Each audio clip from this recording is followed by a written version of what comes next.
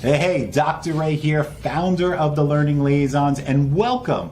Welcome to our Wednesday evening math sessions featuring our math specialist and your math specialist, Amy Sink. In the next hour, Amy has put together a sample set of approximately 10 practice questions that run the gamut from kindergarten levels all the way through 12th grade high school math. Now, I know you are attending here, watching this, and you're like, well, I'm doing elementary in Texas, or I'm doing elementary in Praxis, or I'm doing high school math in Florida, or middle school math in Texas. And what's going on here, right? So we're doing these sessions to help you guys out and provide you with different ways to look at problems and to build that confidence. Because here at the Learning Liaisons, one of our major objectives is to clear up the testing confusion, give you the support you deserve in order to nail your exam and be done with it. So our focus is on math. Now, are we going to be just focusing on high school math the whole hour or elementary? No. We've got a mixture here. Now, Amy's going to go through a bunch of problems. You're going to have the opportunity to download those as a PDF. So when Amy starts, just pay attention to the screen. We're going to have a message there for you so you can download the PDF in case we don't get to all the problems or want to practice on your own. She's going to do her best to go across all different grade levels.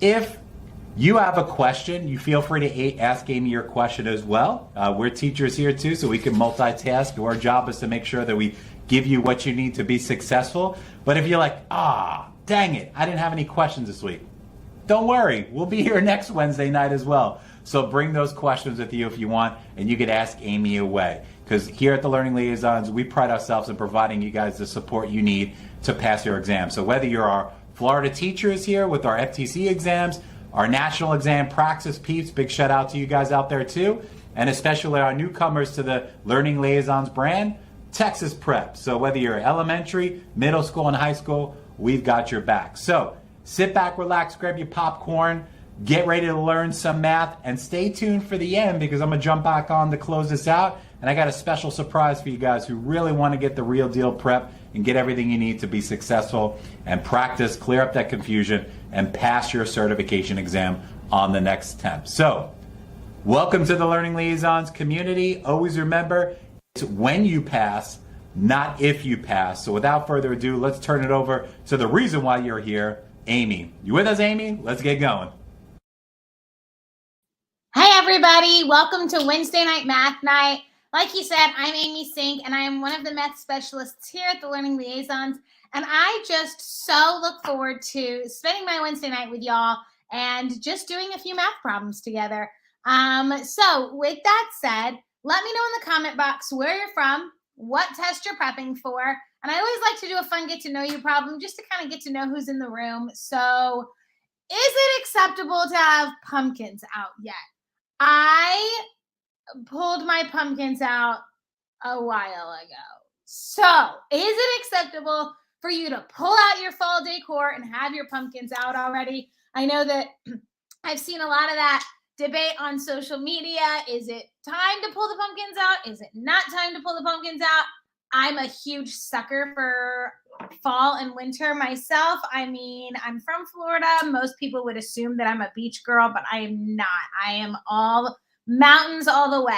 So, like I said, I'm from Central Florida. I'm a math coach here in Central Florida, and I am ready for fall and winter.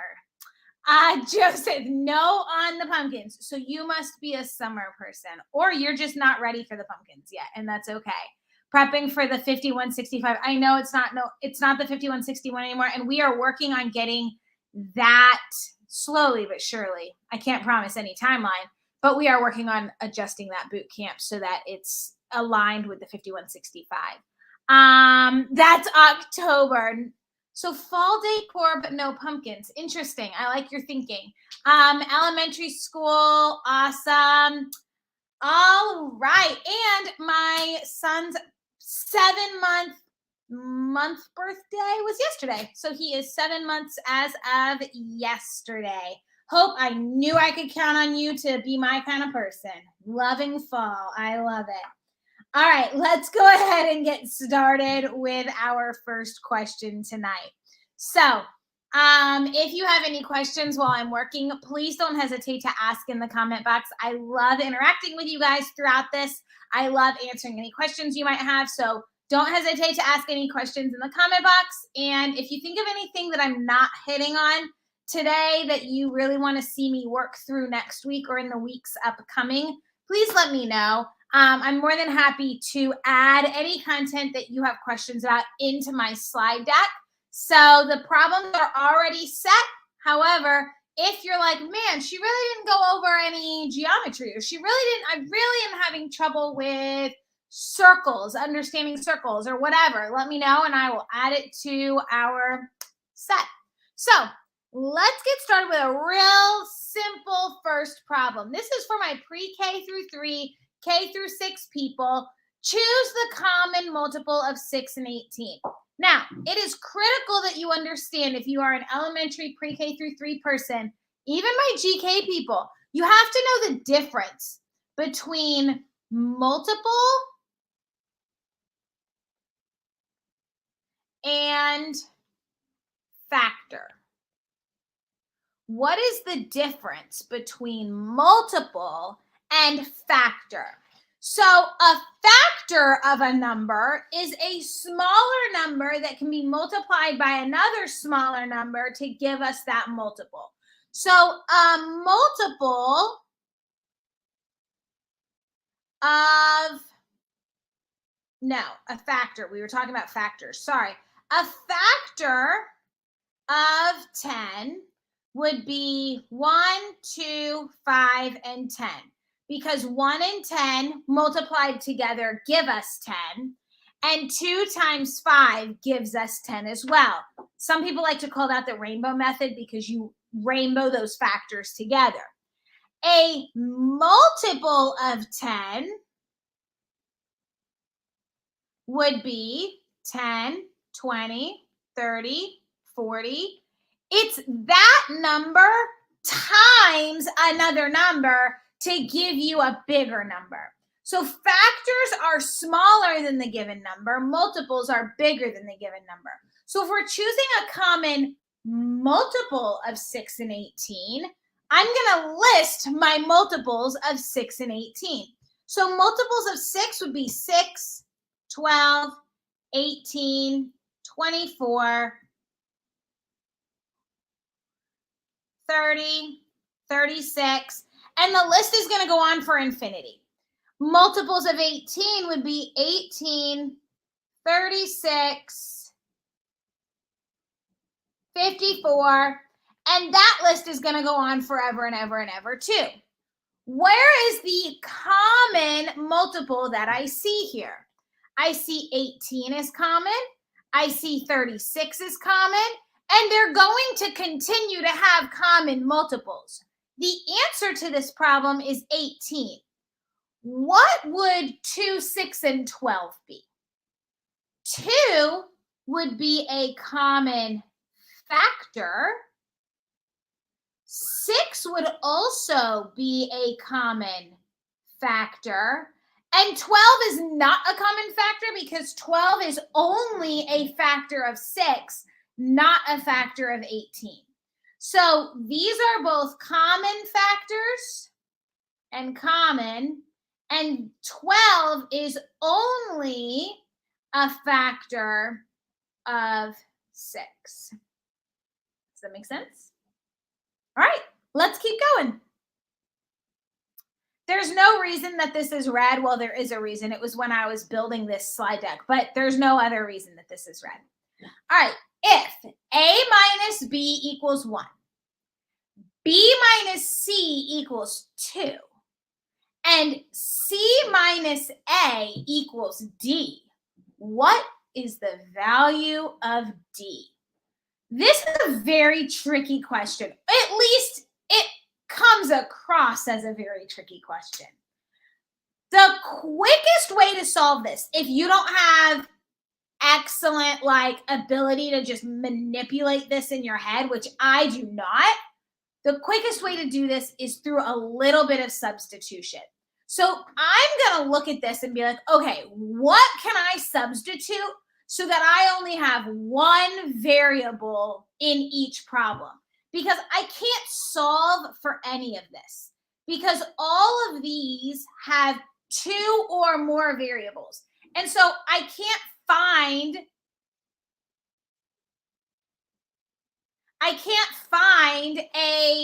an answer, or I can't solve for the variable because unfortunately there's two variables in each problem.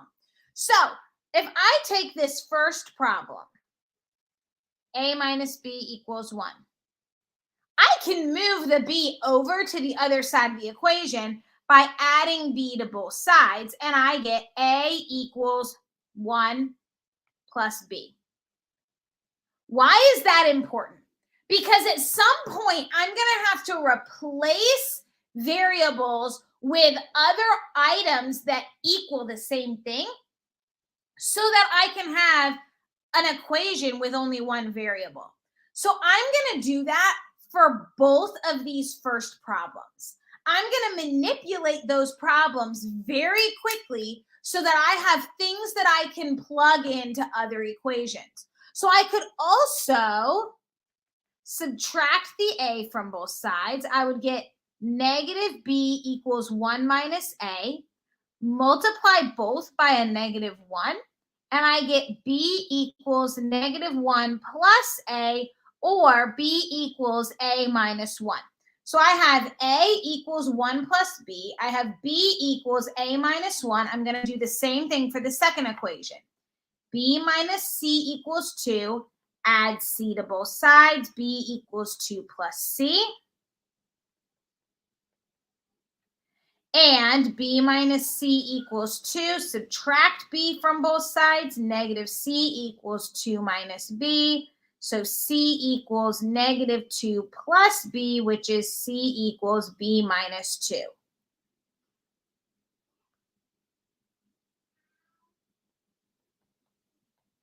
All right, now that I have all of those, now I can look to see, can I plug any of these into this equation to get one singular variable?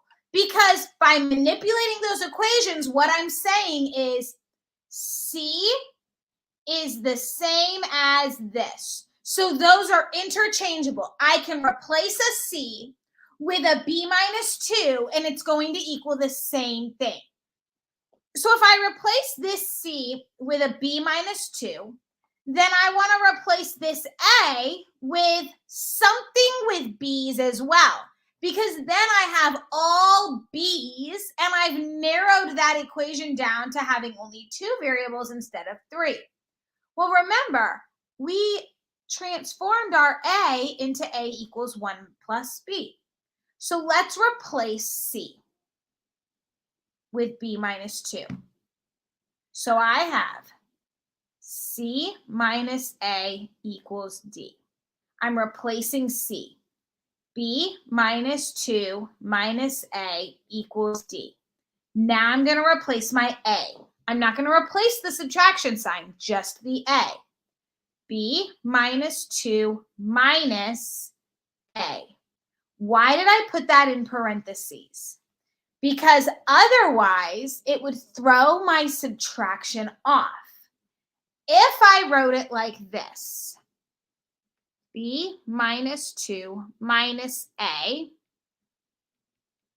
really we're just subtracting the 1 and the b stayed the same. And that is not what we're doing. We're subtracting a. And we said a is the same thing as this whole chunk. So I have to subtract that whole chunk as a whole. So now I'm going to erase this so I have a little bit more room. I have b minus 2. This negative is going to distribute all the way through these parentheses. So I have minus 1 minus b, because a negative times a positive is a negative. So it becomes a negative 1 and a negative b equals d. I'm going to rearrange my items so that I have like terms together.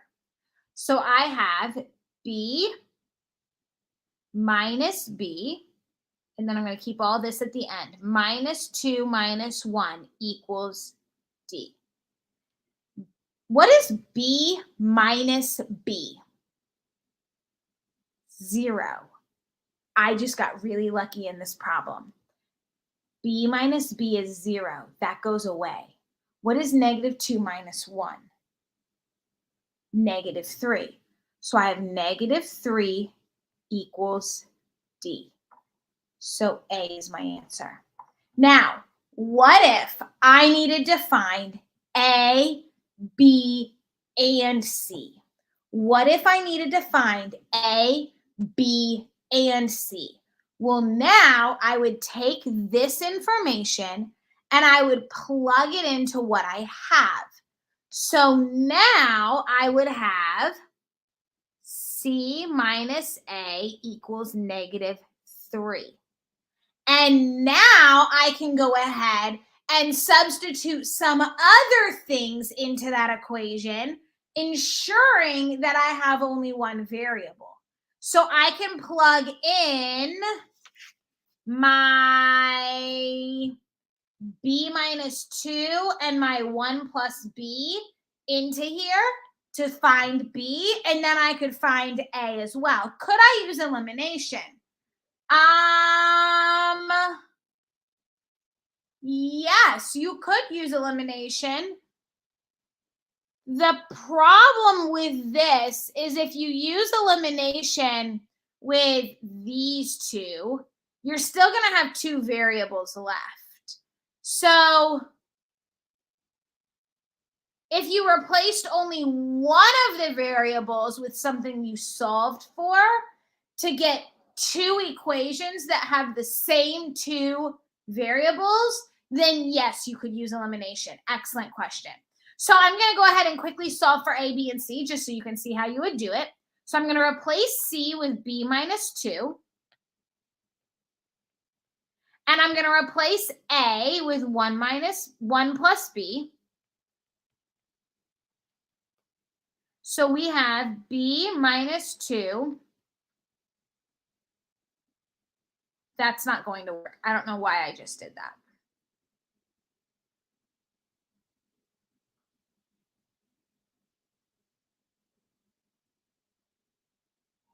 That's not going to work. Because what's going to happen when I do that is it's just going to eliminate out to 0, and I'm going to get negative 3 equals negative 3. So I would have to substitute into a different equation to solve.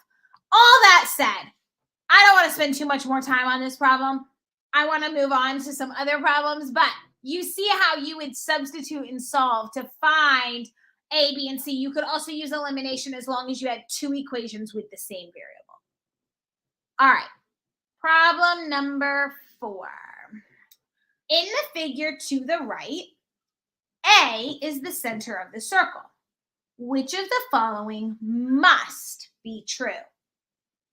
AB and AC are perpendicular to each other. Triangle ABC is an equilateral triangle. AB and AC are congruent. AC and BC are congruent.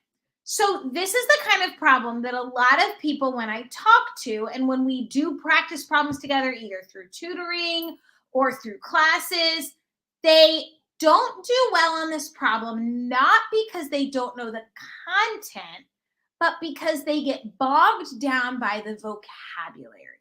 So let's break the vocabulary down. I'm going to highlight anything that would be a vocabulary word that we would need to understand in terms of mathematics. Center, circle, perpendicular, equilateral triangle, congruent. That's 5 different vocabulary words that we have to understand. Center of the circle is the middle of the circle. Why is it critical that they told us this piece of information? Because it gives us a lot of information about what these 2 lines are. And I will get to that as soon as we finish our vocabulary lesson. Perpendicular means that the lines hit at a 90-degree angle. the two lines create a 90-degree angle at their intersection point. So what that is saying is they're saying that this line and this line are perpendicular, which means this has to create a 90-degree angle, which is that right angle. It's the angle that's formed by the corner of a piece of paper. That's a 90-degree angle. Okay, let's move on. Equilateral triangle means all three sides are equal. So what they're saying here is that AB, AC, and BC all have to be equal. And AC and BC are congruent. So again, congruent and congruent means that they are equal. So that said, which of these must be true? Now, does it look like these are equal? Yeah, that looks like they're equal. Does it look like this is a 90-degree angle? Yeah, it does look like it's a 90-degree angle. However, we cannot go based off of looks in geometry. Everything we do when we assume information about problems in or on an exam has to be based off of information, cold, hard, concrete information they've given us. So that goes back to what I was saying earlier. This piece of information is absolutely critical because it tells us if this is the center of the circle, then this is a radius and this is a radius as well, because it goes from the center to the outside of the circle. Any line that goes from the center to the outside of the circle is a radius. Any line that goes from the outside of the circle to the other side of the outside of the circle going through the center is a diameter. So there's two more vocabulary words that you need to understand if you are studying for a test that has circles on it, diameter. So that said, any radius is going to be the same length. Radius, radius, radius, radius, radius, radius, radius. All of those are going to be the same length.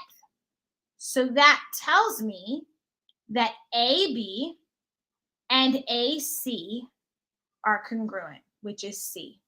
Now, could this be an equilateral triangle? Yeah, it could be an equilateral triangle.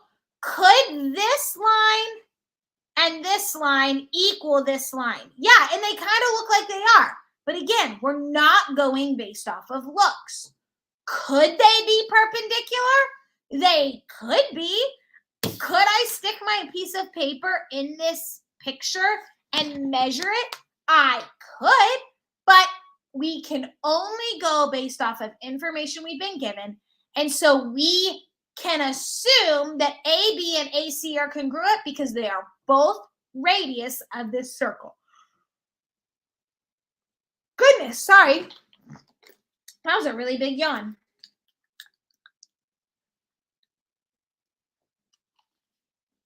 All right, there's problem 4. Let's keep going. Look at the statements below. Which of the following statements describes a parallelogram? Opposite angles are supplementary. Adjacent angles are supplementary. All 4 sides are congruent. Has exactly one set of congruent parallel lines. So we're looking for statements that describe a parallelogram. We have to know what a parallelogram is. This is another one of those problems where the vocabulary is going to kill us more than the actual mathematics solving. So we have to know what supplementary means. We have to know what opposite.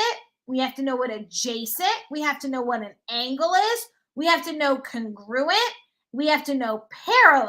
Woo, that's a lot of vocabulary words. 1, 2, 3, 4, 5, 6, 7 vocabulary words in this problem. Let's breeze through them.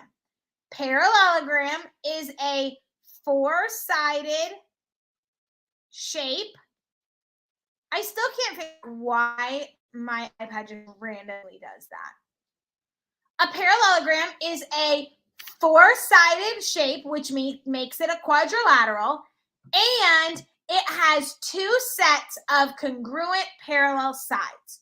So a parallelogram is a four-sided figure with two sets of congruent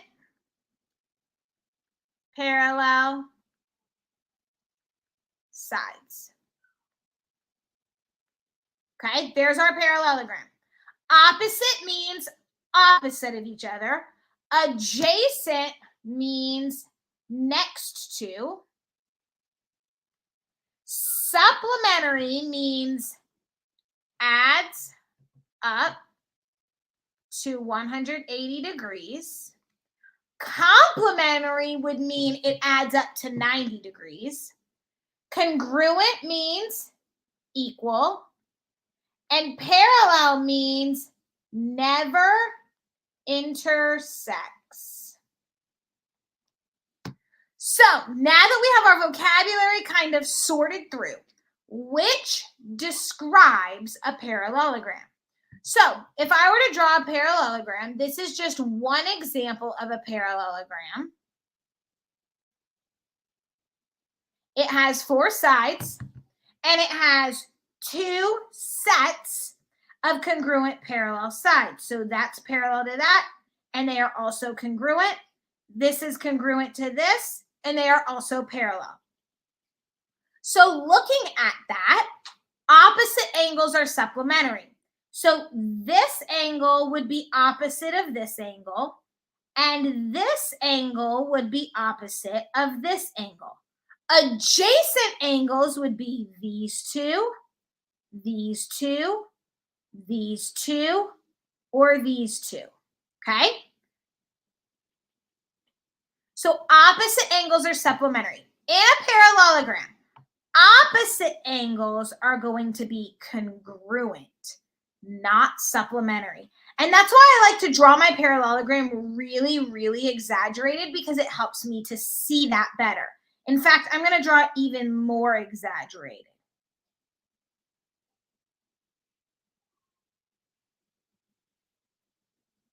So by drawing it super exaggerated, again, we don't want to do things based off of sight. However, this helps me remember that this angle is definitely going to be equal to that.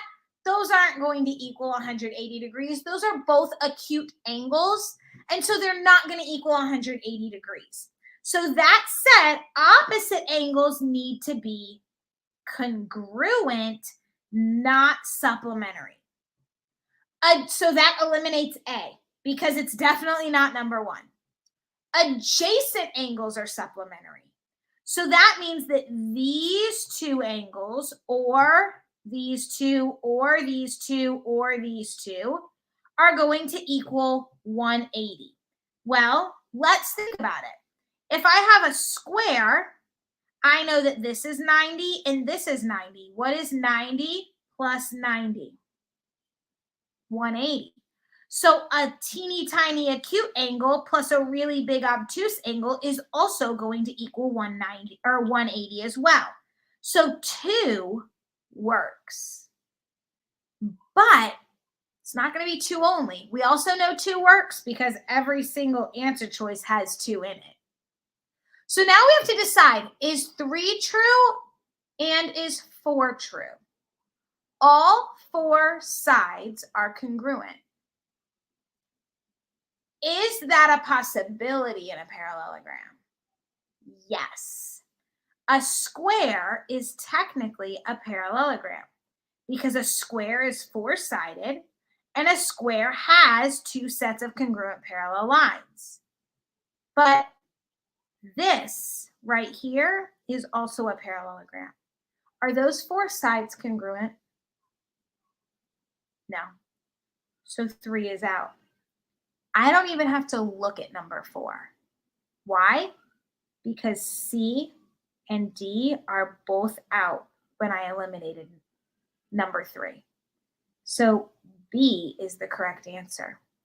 all four sides are congruent would be a square or a rhombus. Both of those have all four sides equal.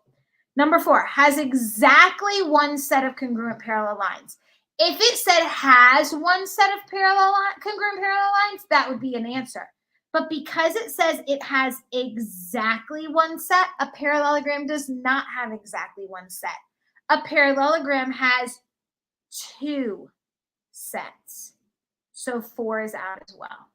This vocabulary is really, really critical. Oftentimes, vocabulary is what kills us on these math exams because we expect math to be 3 plus 4 equals what? We don't expect math to be vocabulary heavy, and that's what kills us sometimes on these exams because we don't truly understand how to process that vocabulary. Let's go to problem 6. Shown to the right are line segments AB and CD. Which of the following is true about these 2 line segments? They are perpendicular lines. They are parallel lines. They are intersecting lines that are not perpendicular. CD has a negative slope and AB has a positive slope. All right, so let's just talk about these 2 lines really quickly before we dive into our answer choices. So I remember seeing that they're either parallel or they are perpendicular or they are intersecting or CD is a negative slope and AB is a positive slope. So these are definitely not parallel lines. How do I know that? How can I eliminate that answer choice that quickly? Because parallel lines never ever intersect. So because these 2 lines are intersecting at this point right here, I can automatically eliminate answer choice B because they are not parallel lines. So they're either perpendicular, intersecting, and not perpendicular, or CD has a negative slope and AB has a positive slope. So here's the thing. Even if you didn't know what kind of slopes these 2 lines had, I could eliminate D. Why? Because if I have 2 lines, they are either going to be perpendicular, parallel, or intersecting but not perpendicular. Those are the only 3 options I have. So I can't have 2 correct answers, which means D is just an extra answer they threw in because they needed a letter D. How do I know CD is not negative and AB is not positive? Because we read graphs from left to right. Just like we read words from left to right, we read graphs from left to right as well. So when I read this graph, I'm going to start on this side of my graph, and I'm going to find the starting point for CD. The starting point is right here. Now I'm going to trace that graph all the way up. Because my line went up, my car drove up the mountain, that means CD has a positive slope. Let's do the same thing with line AB. If I find my beginning point of AB and I drive or I trace that graph all the way across, which direction did I trace? I traced down, which means my car is driving down, which means AB has a negative slope. Therefore, D is out. Now, are they perpendicular or are they intersecting? Again, we cannot do things based off of looks. However, if you had 10 seconds left, go for it. Do it based off of looks because at least it's something.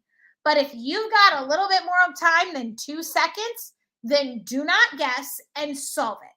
So we are going to find the slope of AB, and we're going to find the slope of CD, and we're going to compare them to determine if they are perpendicular or not. Slope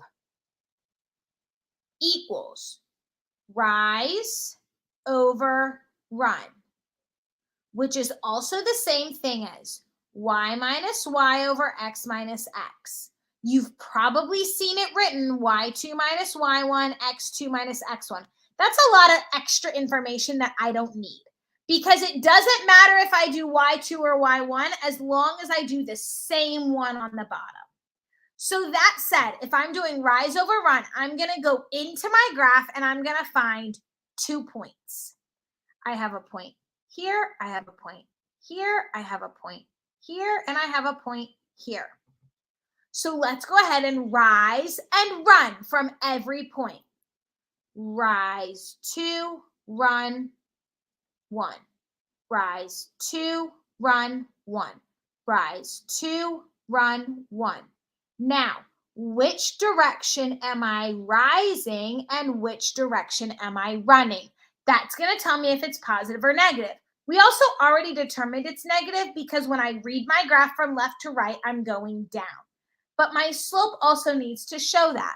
So I'm going up 2, which is a rise, but I'm running to the left, which means I'm going in the negative direction. Think about a long time ago when you learned how to use a number line to add and subtract. When you added, you went to the right, and when you subtracted, you went to the left. Because of that, we also use those same rules when we're on a graph. Right is positive, left is negative. So these are all negative ones. So my slope for AB is negative 2 over 1. Rise over run. Let's do the same thing for CD. I have a point here, and here, and here, and here, and here, and here. So rise over run. Rise 2, run 1. And both of those are in the positive direction. I'm rising 2 up and I'm running 1 in the positive direction. I'm going to check myself and make sure that's correct. Rise 2, run 1. Rise 2, run 1. Now, you're asking me, what if I went from this dot down to this dot? Would it be the same? It would, because I would be going down 2 and I would be going left 1, and a negative divided by a negative is a positive. So I end up with the same thing. So my rise over run is going to be a positive 2 over 1. All that said, now for my middle school and high school people, this should not take you this long. I'm using this as a teaching opportunity, but this should not take this long. Now, how do I know if they're perpendicular or not? Perpendicular lines. Perpendicular lines have a negative reciprocal slope. What does that mean? That means that if line AB has a slope of A over B, then line CD is going to have a slope of negative B over A. In this case, are they negative from each other? They are. One is positive and one is negative. But are they reciprocals of one another? No. One is 2 over 1, one is negative 2 over 1. So they are not reciprocals. If they were reciprocals, one would be 1 over 2 and the other one would be negative 2 over 1. That's a reciprocal, but they are not. So therefore, they are just intersecting lines that are not perpendicular. They are not perpendicular lines. All right. I have one that's very similar to this, so we're going to call it problem 6B. Shown to the right are the same line segments A, B, and CD. What change would need to happen to make these lines perpendicular? This takes the problem one step further. So we've just been told that these are not perpendicular lines, but they want to know what change would we need to make these lines perpendicular. The change in x's for line AB would need to increase by 3. The change in y's for line CD would need to increase by 3.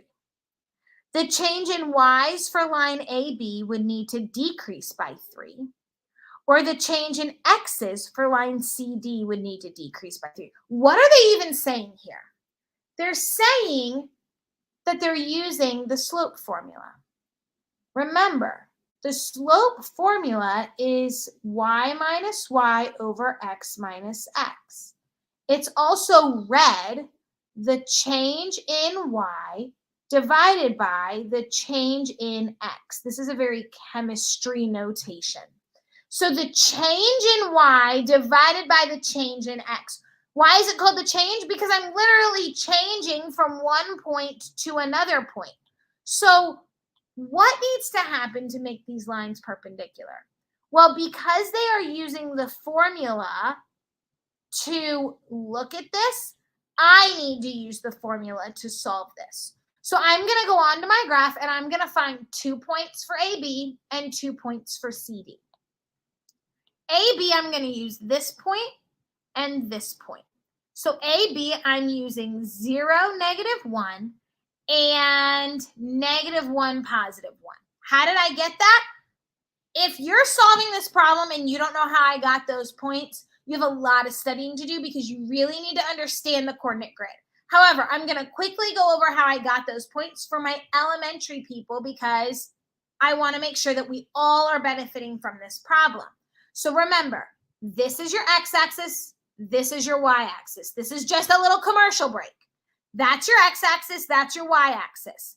We move in the positive direction this way, negative direction this way.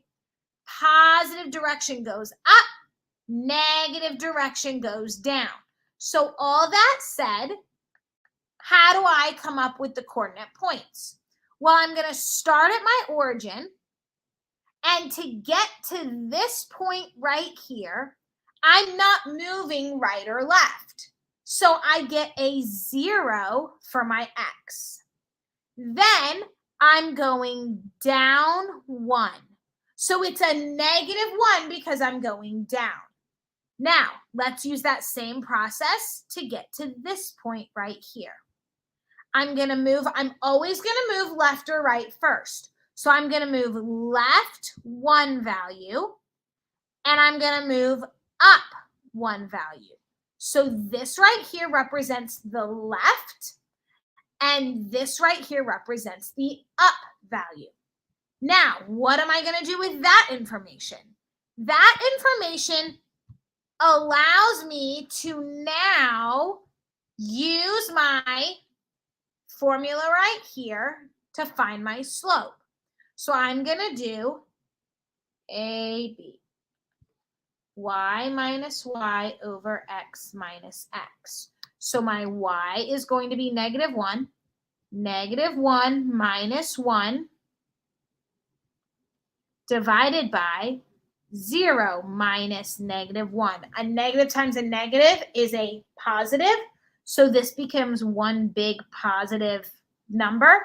And -1 minus an extra 1 gives me a -2. So I have -2 over 1. Now let's do that same process for CD. I'm going to use this point right here and this point right here.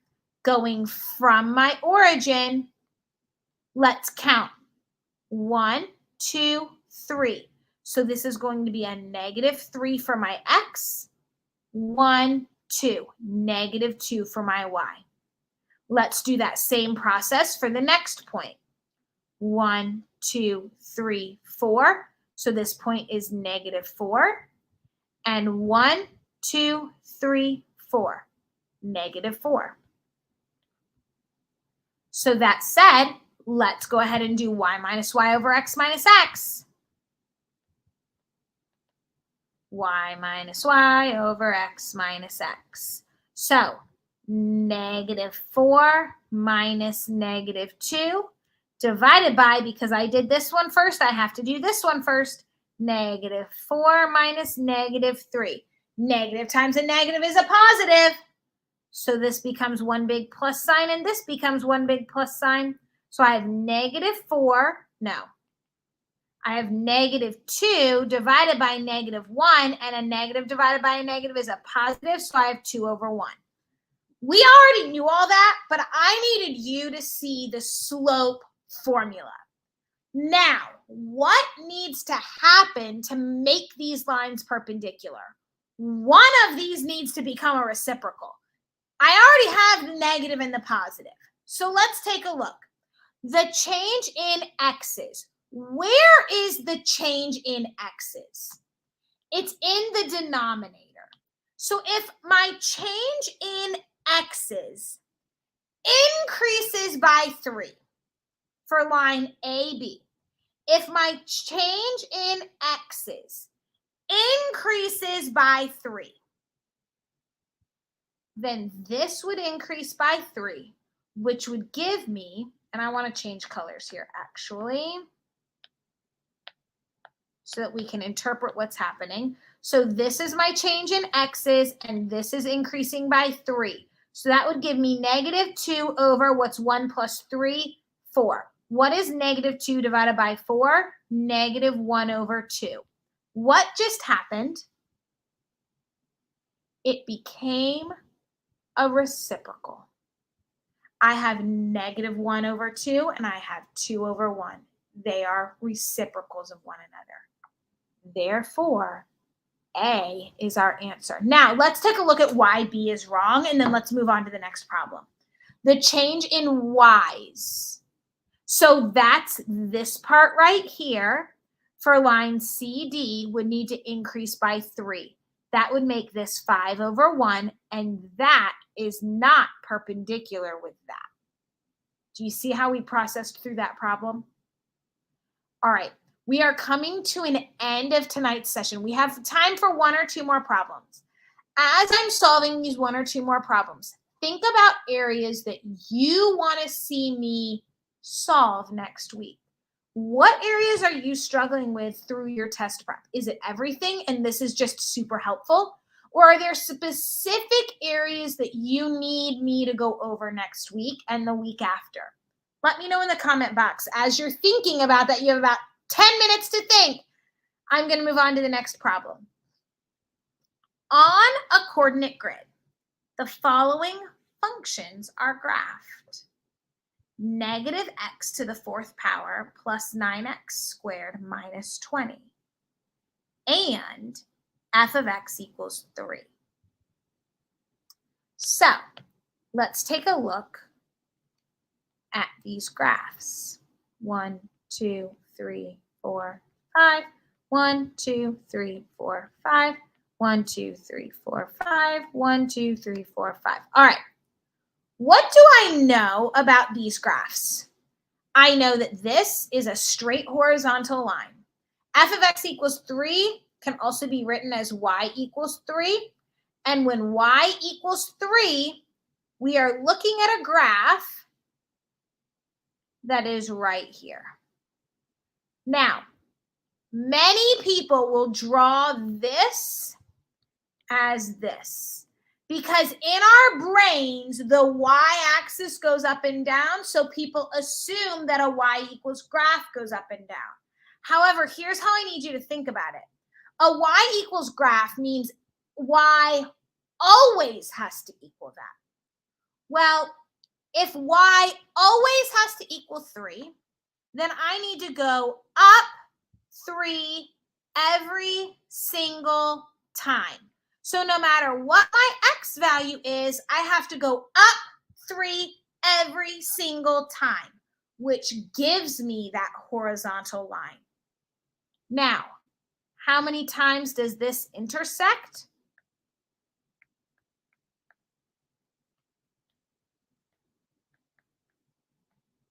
Let's take a look at what this graph means. An x to the fourth graph means it has the potential to cross the x-axis 4 times. Does it? Rarely. What does this negative sign mean? It's upside down. So an x squared graph looks like this or this. An x cubed graph looks like this or this. An x to the fourth graph looks like that or that. Now, it could be really dramatic. It could be like this. There's still 4 changes happening on that graph. 1, 2, 3, 4. So that said, knowing all of that, I know it's upside down, which means it's going to look something like that or like that. And I know that at x equals 0, my function is at negative 20. Because if I plug 0 in, I get negative 20. How am I going to figure out if this graph crosses this line or not, or how many times it does? I'm going to pick some points. So at my x equals 1, I'm going to quickly plug in 1. I get negative 1 plus 9 minus 20. And I already know 0, negative 20. That's going to equal, and I'm going to quickly plug this into my calculator. 9 minus 20 minus 1, negative 12. Now I'm going to plug in 2. 2 to the fourth power equals 16. Negative 16 plus 9 times 4, 36 minus 20. 36 minus 20 minus 16 equals 0. Now, the interesting thing about this is if I plug in negative 2, I'm going to get the same thing because it's symmetrical. So if I plug in negative 1 and negative 2, I'm also going to get negative 12 and negative 20. Now, if I had the ability to have a graphing calculator, which some of my high school people do, if this was a problem on your exam and you have the luxury of having that graphing calculator, you can just plop these 2 lines in your graphing calculator and go from there. But at this point, not everybody has that. So I'm going to graph 0, negative 20 is down here. 1, negative 12 is somewhere around here. 2, 0 is here. And then I have the same points here. This should have been a 0. So far, this is what I see. I need to see what else this graph is doing at this point. So I need to plug in like a 3 or a 4. So I'm going to plug in x is 3. And I'm going to get 3 times 3 times 3 times 3 equals negative 81. 3 times 3 is 9. 9 times 9 is 81 minus 20. And I get negative 20 again. So at 3, I get negative 20. So my graph is doing something like this. How many times do these 2 functions intersect? They don't. They have the potential to intersect 4 times.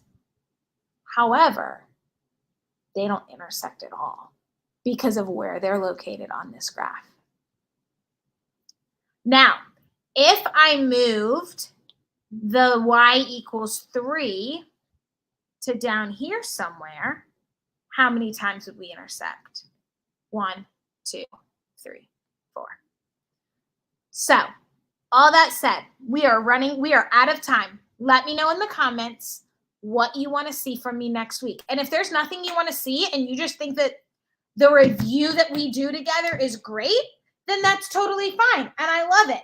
But if there's something specific that you want to see, let me know. Next week, we will be starting with a little bit more geometry, a little bit about the x-coordinate of a graph and some scale factors, and then we'll go into some other fun stuff. So all that said, it was great seeing y'all. I'm going to go enjoy my fall pumpkins, and I wore my special When You Pass shirt for y'all today because it truly is not if you pass, but when you pass. I'm going to turn it back over to Dr. A, and I will see you guys next week. All right, so wasn't that an amazing session? Now, I know, depending on what exam you have to take, you're like, man, that was great, but she didn't address everything I needed. She focused on all different questions that I just need elementary, or I just need middle school, I just need high school. Don't worry. Since you're still with us, I've got a special surprise for you. If you use the coupon code, all capital letters, SINK35, that's SINK 35, that will take off 35% off any of our prep courses on our website at the Learning Liaisons. It doesn't have to just be math. It could be anything that you need that we offer. And this is going to be an ongoing deal for you guys who attend these live sessions because these are great. I'm sure Amy opened your eyes to some new concepts, some new ways to tackle problems, building that confidence. But this is just a smidget of your exam, the concepts on your test. So if you want the comprehensive view with the practice with Amy, with the practice test, with the lessons and the content review, we've got your back on our video boot camps, which all of them feature Amy Sink, your math specialist. So if you want to take advantage of that, the code is SINK35. You can use that at checkout on the learningliaisons.com website. And all that information is on our website as well and on the bottom of the screen in this video. So we are here to help you. Once again, always remember, it's when you pass, not if you pass. Thank you for joining us again today. And hopefully we'll see you next week too. Talk to you soon.